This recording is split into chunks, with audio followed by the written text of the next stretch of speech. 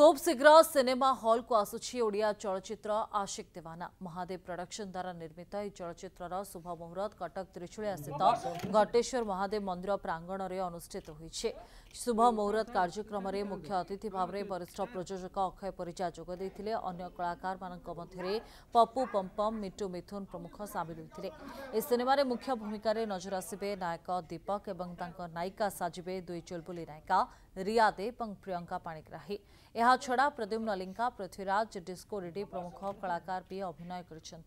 प्रयोजक प्रमोद कुमार स्वाई बेले निर्देशना भार नहीं दिलीप पंडा। ए सिनेमा दर्शक माने बहुमात्रा भल पाइबा देवे बोली प्रयोजना संस्था आशा रखी। जी आशिक दीवानर मुहूर्त अच्छी तो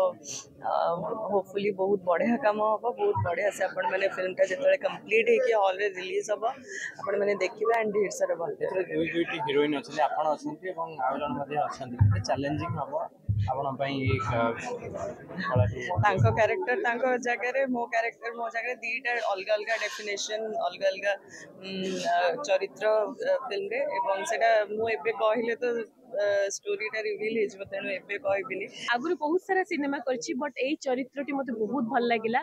आ एई जो कैरेक्टरटी अछि बेसी तो रिवील करि परिबिनी बट गोटे चुलबुली कैरेक्टरटी अछि आ एति पई मु थैंक्स कहिबी मोर रजनी रंजन सर जे के लिखिचंती एई हम सिनेमा को आशिक दीवाना को आ सबुठ बड़ स्पेशल थैंक्स टू मु देबी मोर डायरेक्टर दिलीप पंडा सर काहेकि तांको सी मो ऊपर सेति फेथ देखिचन से विश्वास ता मो ऊपर अछि कि मु तांकर करि पारे गीत गुडा को बहुत सुंदर जेमति आपण माने समस्त जानिथिबे कि दिलीप पंडा आसुचंती माने सिनेमा नै कि तमने गीत हिट मु गुटे सिनेमा पर्सनल हिसाब रे आसी नाही एजी मु गुटे आसी जानतो हम घर रो सिनेमा होउची महादेव फिल्म्स जने बहुत बड़ प्रोड्यूसर एवं बहुत पुराना प्रोड्यूसर आगे यांकर गोटे भल कथा होउची जे सिनेमा जो रिलीज हो कोनोसी जने टेक्नीशियन कोनोसी जने कर्मकर्ता कहबेनी जे हमर 5 पैसा बाकी अछि बहुत नीट एंड क्लीन एवं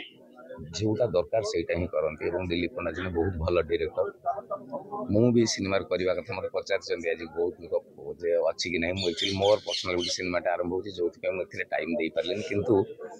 दीटा हम से एका दी भाई दीटा दुकान कर बेपार अधिक तेणु जहाँ भी हो भल सिनेमा भगवान करूँ भल सिनेमा हो।